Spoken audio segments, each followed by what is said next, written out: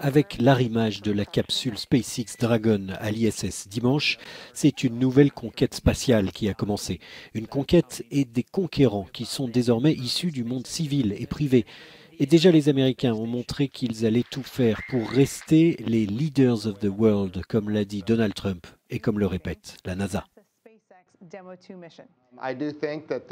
Je pense que c'est un moment dans l'histoire qui va faire réfléchir à ce qui est grand dans l'exploration, à ce qui est grand dans les États-Unis et à ce qu'on peut réussir quand on travaille ensemble.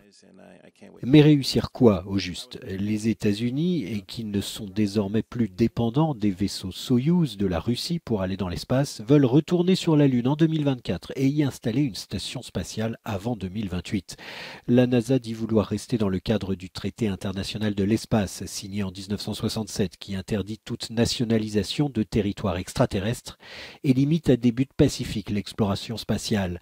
Mais avec son programme Artemis, l'agence américaine veut prendre une longueur d'avance et édicter elle-même de nouvelles règles, au sujet par exemple du prélèvement et de l'utilisation des ressources lunaires. Et l'Europe, dans tout ça, arrivera-t-elle à suivre les États-Unis et la Chine, dont le programme spatial est tout sauf timide? Réponse avec Léopold Ehar, ancien astronaute européen. L'Europe fait vraiment partie du programme ISS et aussi du futur programme d'exploration avec les mêmes partenaires que l'ISS. Nous n'avons donc pas encore nos moyens autonomes de transporter des astronautes dans l'espace, mais nous sommes actifs dans de futurs véhicules d'exploration. La nouvelle conquête spatiale lancée sur les chapeaux de roue avec le pari SpaceX et les ambitions lunaires de Trump risque quand même de prendre son temps.